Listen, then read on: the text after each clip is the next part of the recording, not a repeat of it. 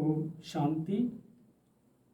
3 सितंबर 2022 के ईश्वरीय महावाक्य सुनते हैं।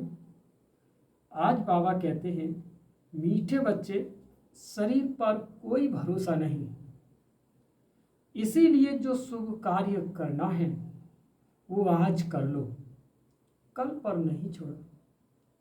एक गीत भी है, शुभ कर्म में न देरी करो, सांसों का भरोसा नहीं।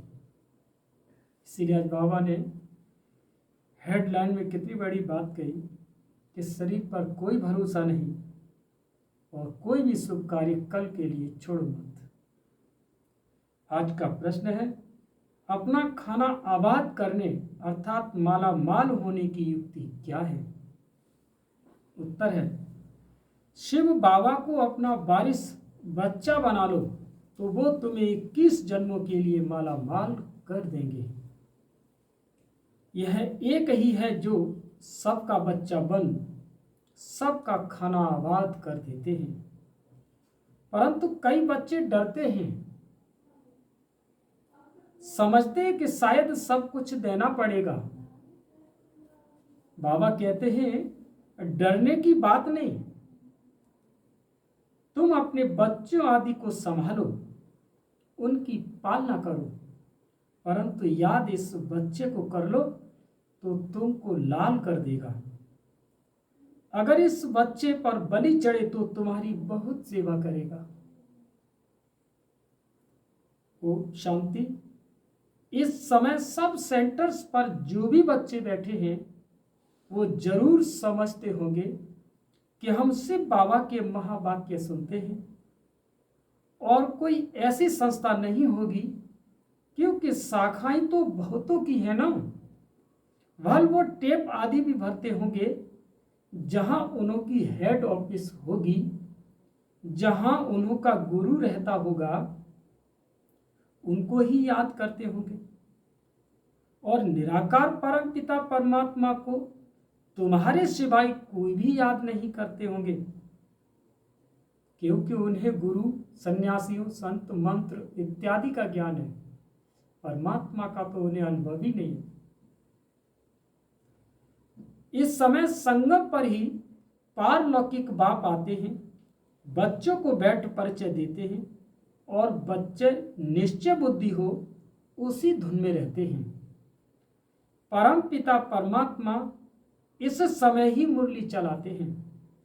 शास्त्रों में भी है कि कृष्ण मधुबन में मुरली बजाते हैं और मधुबन तो मुख्य है ही एक, बाकी सब जगह मुरली जाती है।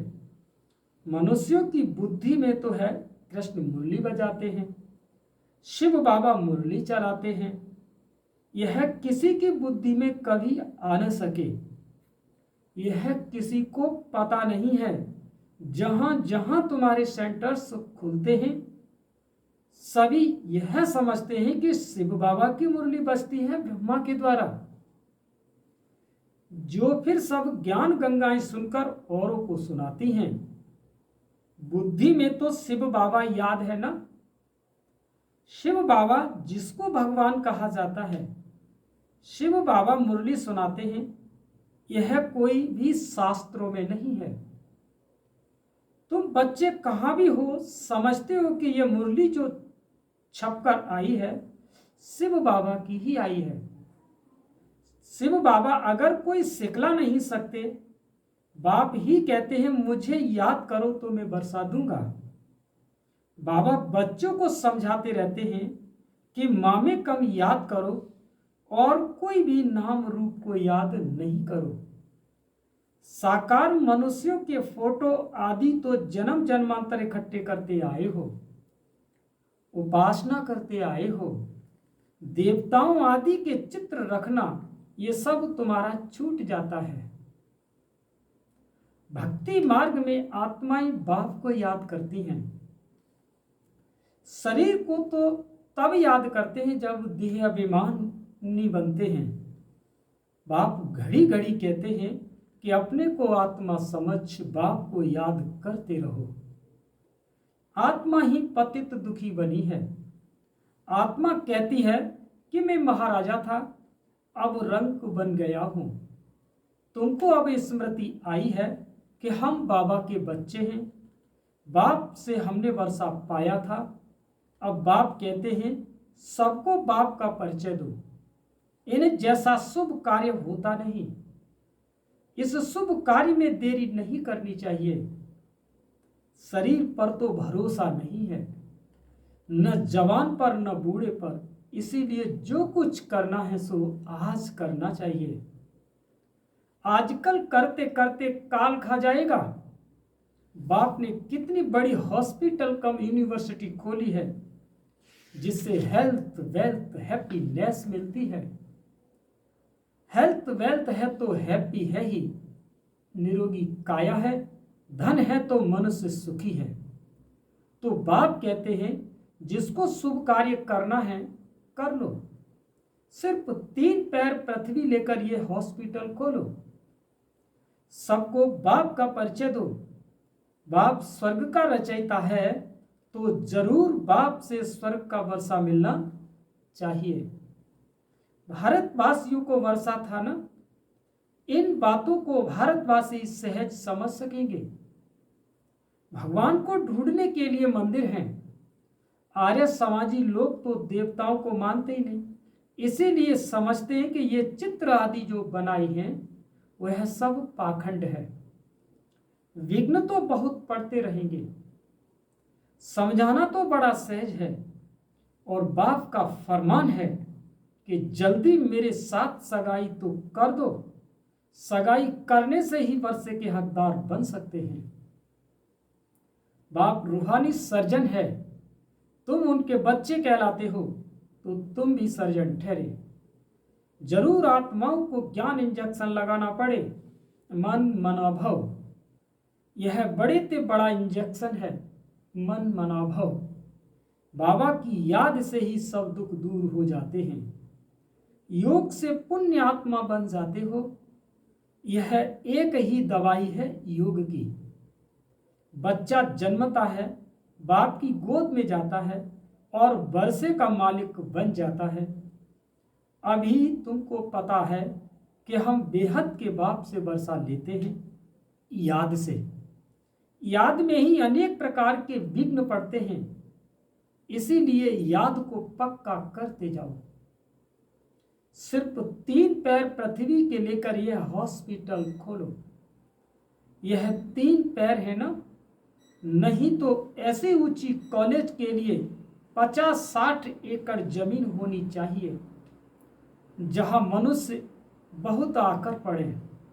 ज्ञान इंजेक्शन लगाते जाएं। गायन भी है कि 3 पैर पृथ्वी के नहीं मिले थे और फिर विश्व के मालिक बन गए।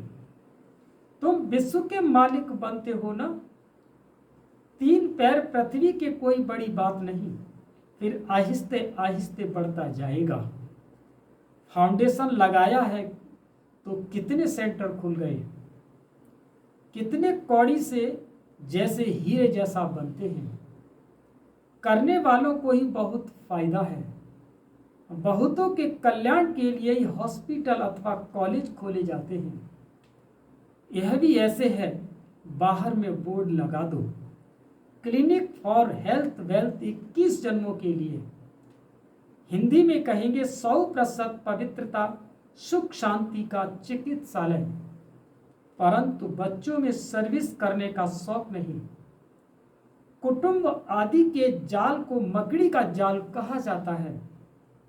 जाल में खुद फंस जाते हैं, बाप आकर रावण रूपी मकड़ी की जाल से निकालते हैं। सतयुग में ऐसे नहीं कहेंगे, यहां भी आप ही अपनी जाल में फंस मर पड़ते हैं। यह है ही रावण की राज्य। कितनी बड़ी बड़ी रावण की जाल है सारी सृष्टि पर। सभी शोक वाटिका में बैठे हैं। इस रावण की जाल में सब साधु संत आदि फंसे हुए हैं। अब बाप कहते हैं इन सब को भूल अपने को आत्मा निश्चय करो और सबको यही रास्ता बताते रहो कि यह सृष्टि चक्र का राज दूसरा कोई बता नहीं सकते। बाप कहते हैं इन सब को छोड़ मामेकम याद करो। याद से ही तुम्हारे सब पाप मिट जाएंगे। शुभ कार्य में देरी नहीं करनी चाहिए।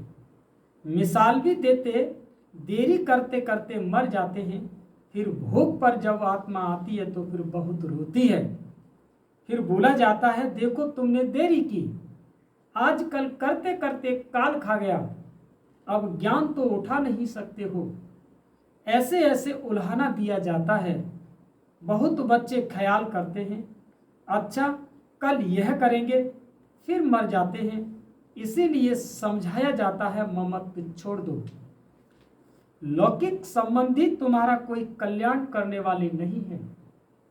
ये शिव बाबा अब तुम्हारा बच्चा बनते हैं, कहते हैं मुझे बारिश बनाओ तो मैं तुम्हारी बहुत सेवा करूंगा। इसीलिए बाबा पूछते भी हैं कि आपको कितने बच्चे हैं। मुझ शिव को अपना बच्चा बनाया तो माला माल हो जाएंगे 21 जन्मों के लिए। कन्या तो अपने घर जाती है, बच्चे के लिए कितना हैरान होते हैं। बच्चा नहीं होता है तो दूसरी और फिर तीसरी शादी भी करते हैं। बाप कहते हैं वह लौकिक बच्चे तो तुम्हारी कुछ भी सेवा नहीं करेंगे। यही एक सबका बच्चा बनता है, एकदम सबका खाना आबाद करने, परंतु कई डरते हैं कि सब कुछ देना पड़ेगा, क्या होगा। बाप कहते हैं अपने बच्चों आदि की पालना तो करनी ही है, परंतु इस बच्चे को याद करो, यह तो तुमको लाल कर देगा। काशी के मंदिर में जाकर बलि चढ़ते हैं, समझते हैं शिव पर बलि चढ़ने से जीवन मुक्ति मिलनी है। वास्तव में यह बात यहाँ की है, कहाँ की बात कहाँ ले गए हैं। अगर तुम इस बच्चे पर बलि चढ़े तो ये तुम्हारी बहुत सेवा करेंगे, स्वर्ग में महल दे देंगे। वह बच्चा तो कुछ भी नहीं करेगा, इन करके ब्राह्मण आदि खिलाएंगे। मनुष्य दान पुण्य आदि जो करते हैं सो अपने लिए ही करते हैं। तो यह हॉस्पिटल खोलना कितना पुण्य है। साहूकार लोग तो 10-15 हॉस्पिटल खोल सकते हैं। यह पैसे आदि तो सब खत्म हो जाएंगे। तुम किराए पर मकान लेकर 50,000 में 50 हॉस्पिटल खोल दो, फिर वह आपे ही अपने पैर पर खड़े हो जाएंगे। बाप कितनी सहज युक्तियां सर्विस की बताते हैं। गंगा के कांठे पर जाकर सर्विस करो, अपनी पीठ पर ये बाबा का परिचय लगा दो, आपे ही पढ़ते रहेंगे। देह अभिमान छोड़ना है। कोई साहूकार ऐसे करे तो सब कहेंगे वाह, इनको तो देह अभिमान बिल्कुल नहीं है। बाप का परिचय देना है। बाप स्वर्ग का रचयिता है, फिर हम नरक में क्यों पड़े हैं। अभी बाप आए हैं, कहते हैं कि देह के सब संबंध छोड़ मुझे याद करो। भारत स्वर्ग से नरक कैसे बना। लक्ष्मी नारायण ने 84 जन्म कैसे लिए। आओ तो हम कथा सुनाएं, ढेर इकट्ठे हो जाएं। पतित पावनी गंगा को भी कहते हैं तो जमुना को भी कहते हैं। अच्छा गंगा पतित पावनी है तो एक को पकड़ो ना। अब तुम बच्चों ने ड्रामा को जाना है तो फिर समझाना है। अगर औरों को रोशनी नहीं देंगे तो कौन कहेंगे कि इनकी बुद्धि में रोशनी है। सर्जन इंजेक्शन लगा न सके तो उनको सर्जन कौन कहेगा। तुम बच्चों को सारी रोशनी मिली है। 84 जन्मों का राज बुद्धि में है। तुम इस ड्रामा को और एक्टर्स की एक्ट को जानते हो। ऊंचे से ऊंच एक्ट है बाप की। बच्चों के साथ पार्ट बजाते हैं। तुम भारत को स्वर्ग बनाते हो, परंतु हो गुप्त, incognito, non violence, Shiv Shakti सेना। उनकी सब बातें जिस्मानी हैं। कितने कुंभ के मेले में जाते हैं, यहां जिस्मानी कोई बात नहीं है। तुम उठते बैठते चलते यात्रा पर हो, याद से तुम पावन बनते हो। बाबा कहते हैं, तुम कर्म करते समय भी याद से बाबा को करो। तुम कर्म करते समय भी शिव बाबा को याद करो। वो फिर कह देते सब में परमात्मा है। फर्क हो गया ना। बाप कहते हैं जहां भी बैठो मुझे याद करो। फिर सर्विस भी करनी चाहिए। मंदिरों में बहुत भक्त जाते हैं, बस ये चित्र पीठ पर लगा दो, बाप का परिचय देते रहो। युक्तियां तो बहुत बतलाते हैं, शमशान में जाकर के समझाओ कि निराकार बाप की महिमा और श्री कृष्ण की महिमा। अब बताओ गीता का भगवान कौन? साथ में चित्र भी हो और सर्विस तुम बहुत कर सकते हो, और फीमेल करे व कोई कुमारी करे तो अहो सौभाग्य। कन्या तो सबसे अच्छी। कन्याओं का कन्हैया बाप है निराकार। कन्हैया कृष्ण नहीं था, ये है बाप। बाप को ख्याल आता है कि बच्चों को कैसे सिखलाऊं, तो कल्प पहले भी ड्रामा अनुसार ऐसे ही समझाया था, फिर आज समझाता हूं। तो तुमको भी अंधों की लाठी बनना चाहिए। जिन बच्चों को परिचय मिलता है वह फिर औरों को ले आते हैं, उनका भी पुण्य होता है।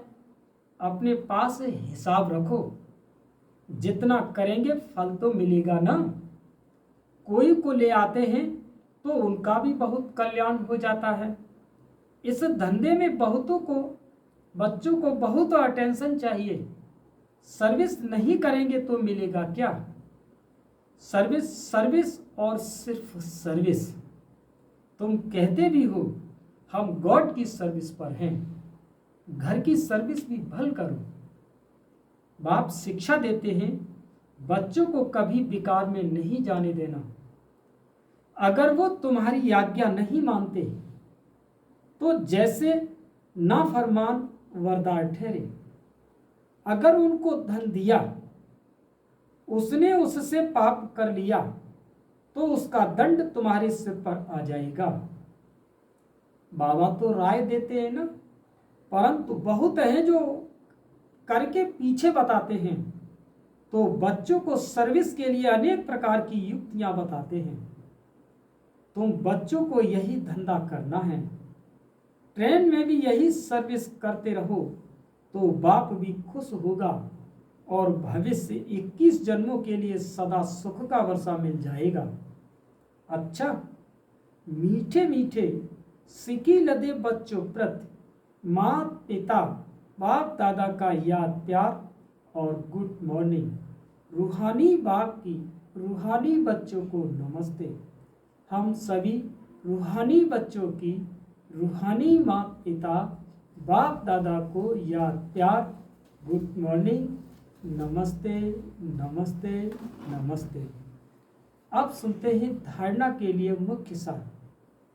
पहला पॉइंट, माया ने जो बहुत बड़ी जाल बिछाई है, अब बाप की याद से उस जाल से निकलना है। शुभ कार्य में लग जाना है, किसी देहदारी की जाल में नहीं फंसना है। सबसे ममत्व निकाल देना है।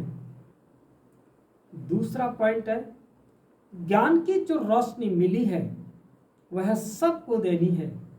देह अभिमान को छोड़ भिन्न भिन्न युक्तियों से सर्विस करनी है। अंधों की लाठी बनना है। आज का वरदान है, अनेक प्रकार के भावों को समाप्त कर आत्मिक भाव को धारण करने वाले सर्व के स्नेही भव। वरदान सुने, अनेक प्रकार के भावों को समाप्त कर आत्मिक भाव को धारण करने वाले सर्व के स्नेही भव। देह भान में रहने से अनेक प्रकार के भाव उत्पन्न होते हैं। कभी कोई अच्छा लगेगा तो कभी कोई बुरा लगेगा। आत्मा रूप में देखने से रूहानी प्यार पैदा होगा। आत्मिक भाव, आत्मिक दृष्टि, आत्मिक वृत्ति में रहने से हर एक के संबंध में आते हुए अति न्यारे और प्यारे रहेंगे। तो चलते फिरते अभ्यास करो, मैं आत्मा हूँ। इससे अनेक प्रकार के भाव स्वभाव समाप्त हो जाएंगे और सबके स्नेही स्वतः बन जाएंगे। स्लोगन है, जिनके पास उमंग उत्साह के पंख हैं उसे सफलता सहज प्राप्त होती है। फिर से सुने स्लोगन, जिसके पास उमंग उत्साह के पंख हैं उसे सफलता सहज प्राप्त होती है। अच्छा, ओम शांति।